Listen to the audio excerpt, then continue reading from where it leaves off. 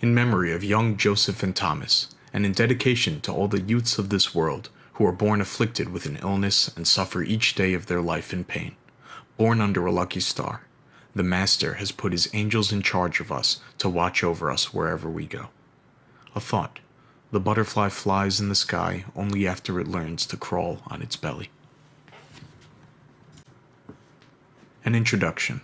Everything was created in love, born under a lucky star. The library. Knock and you shall be heard. God offers his peace and rest to all. Everything was created in love, born under a lucky star. Part 1. A Trip to Destiny. 'Twas the night before Christmas, in the year 2000, when all through Emmitt Thomas Rhodes' Cape Cod house not a creature was moving except, of course, good old J.C. Pepperweather. Chapter 1. Unaware yet of the magic in the air. "Ah, watch out, Ma!" Emmitt screamed, as the car skidded across the snow-covered lanes of the highway. Even in the back seat, Emmitt could see that his mom wasn't in complete control of the car. "What are you doing, Ma? You trying to get us killed on Christmas Eve?" Billy shouted. "You barely missed that gasoline truck." Billy unlocked his seatbelt and slid away from his brother Emmitt to get a better view. He peered over the front seat to see what was going on. "The road is a sheet of ice below the snow. Billy, sit back. Now, mister. And put your seatbelt back on. We're sliding all over the place." Billy could see his mom was scared. He sat back, but refused to put his seatbelt back on. Gramps, sitting in the front seat, turned to his daughter and tried to calm her. "Annie, take a deep breath." "Daddy, I'm scared. Look at me. My hands are shaking." "Come on, Annie. Just keep it slow and steady and we'll be fine. Look." Gramps pointed to an overhead road sign. "We're only half a mile from the hospital. Get off here, but keep it slow. The exit ramp looks real slippery." "Ma, the front window is all iced up. How can you see?" Emmitt watched nervously out of his window as the car veered off the highway. He wished his mom would answer him. "Ma, watch out! Can't you see? The cars are spinning out of control." Mom gripped the steering wheel and swerved left, then right, missing a pileup of smashed cars on both sides of the road. An inch closer to the left or right would have spelled disaster. Suddenly, she slammed on the brakes, screeching to a halt, and crashed into a snowbank with a mighty bang. Billy went flying over the front seat and smacked into the dashboard. If only he had put his seatbelt on like his mom had told him to do. Dazed, Annie sat with her eyes closed, leaning her head on the wheel of the car. After a few seconds, she found the courage to speak. "Is everyone okay? Somebody please say something."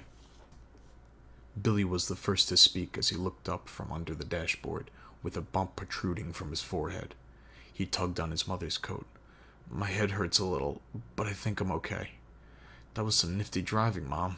"Can we do it again?"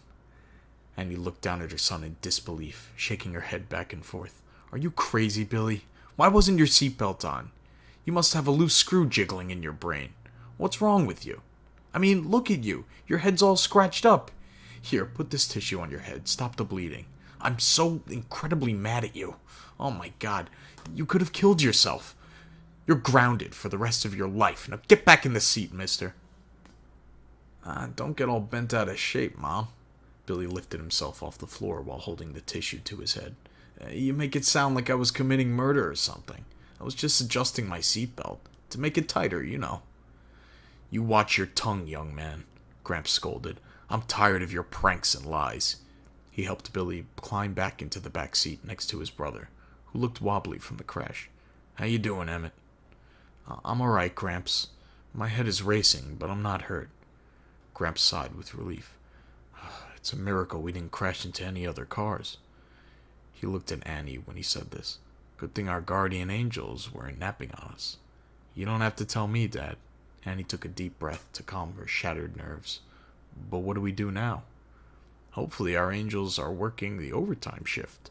Gramps turned to look at the boys in the back seat. "I think we should just wait for help. What do you boys think?" "Mom, I agree with Gramps," answered Emmitt. "But I think we should all go to the airport together to pick up Dad. It's probably going to be a while before we get plowed out. We're already late for my doctor's appointment. I wouldn't be surprised if he's stuck in the snow, too." "Emmitt, don't pressure me, please. Let me calm down and collect myself. Look at my hands, for crying out loud. They're shaking all over the place. Jeepers creepers, Ma. I wasn't trying to cause any trouble. I just thought it was a good idea. Don't worry about it. But Emmitt was worried about it. The last thing he wanted to do was go to the hospital. Emmitt, said Gramps, you did yourself proud today. You're now a hero, like your dad. He'll be proud of you for warning your mom like you did. Emmitt noticed from the corner of his eye that Billy was secretly sticking his tongue at him. Emmitt ignored him, as he usually did, and smiled at his grandpa for making him feel better. After a few seconds of silence, Gramps spoke again. Emmitt, the people in the car crashes might need some help. Is it okay if Billy, Mom, and I leave you alone for a couple of minutes? Sure, Gramps. Don't worry about it. After they left, Emmitt spent his time thinking as the car became cold and lonely. He sure wished he could join his family outside the car, but poor Emmitt couldn't do the ordinary things most people could. Emmitt Thomas Rhodes usually enjoyed blizzards, but not tonight in Bethlehem, Pennsylvania, where he grew up and lived, for it was the night before Christmas, the night before his 10th birthday, and a night that was giving him the willy-nillys.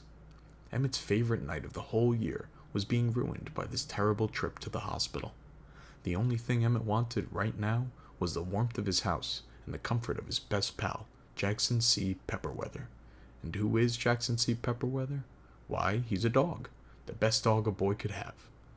Emmitt gently scrubbed away the filmy fog covering the frozen car window. He looked out and searched the sky for the Christmas star that had the power to grant him his Christmas wish. Emmitt was confused, though. He couldn't see anything in the sky.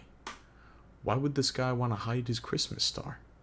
Emmitt hoped his dad could help him answer this question later that night.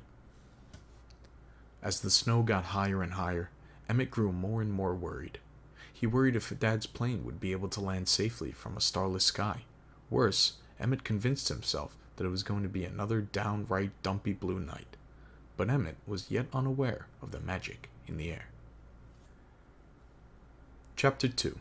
Nicknames. Emmitt Thomas Rhodes drew his nickname on the car window, which had become foggy again. Emmitt liked his nickname. Everybody called him E.T., except his mom, dad, and 13-year-old brother, Bubba Billy. Bubba liked to call Emmitt E.R. because he was always going to the E.R., which stands for emergency room. Emmitt had to make regular visits to the hospital ever since he could remember, for poor Emmitt was born with a serious illness. He couldn't walk or run like normal kids. Emmitt hated going to the hospital. He often wondered if Bubba Billy knew how much he hated it. Emmitt wanted to cry when his big booger brother called him E.R., the dummy head loser. Chapter 3. A Common Bond. Emmitt liked being called E.T. because it was the same nickname used for that strange extraterrestrial outer space creature in the movie. Emmitt felt connected to the E.T. movie character because they both had strange and unusual appearances, and they both stuck out in the company of normal people. But Emmitt wished people could see beyond his differences, like they did with the movie character. Then maybe they would see that he was just like them. Instead, normal people shied away from him because he looked funny. Emmitt often wondered what was stranger, the way he looked or the way people reacted to his strangeness. Chapter 4. Being different is no fun at all. Even though they were brothers, Bubba and Emmitt were very different. Billy was big like his father. Emmitt was small like, well, no one quite knows since he was adopted by the Rhodes when he was just a little baby. Emmitt was a straight A student, while Bubba struggled just to get a C. The only class Bubba ever got an A in was gym. Emmitt read books to pass the time, while Bubba spent all his free time watching TV and playing video games. Emmitt's favorite book was A Christmas Carol, and his favorite character was Tiny Tim, the kind-hearted cripple boy. Bubba's favorite movie was Star Wars, and his favorite character was Darth Vader. But the biggest difference between the two was that Bubba could walk, run, and have fun, while E.T. had to move around in a wheelchair and needed help from others to get even the simplest things done.